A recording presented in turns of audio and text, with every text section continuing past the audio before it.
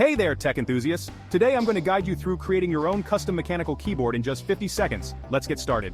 First, select your mechanical switches. Decide between clicky, tactile, or linear switches based on your typing preference. Choose keycaps that match your style, whether it's classic, colorful, or custom design. Consider the layout like ANSI or ISO. Mount the switches onto the keyboard PCB, ensuring they're securely in place. Install stabilizers for larger keys like spacebar and enter key to ensure smooth key presses. Test each key to ensure functionality, then program macros and RGB lighting if your PCB supports it.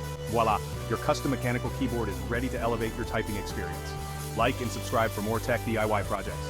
Thanks for watching. Stay tuned for more tech tutorials and creative projects.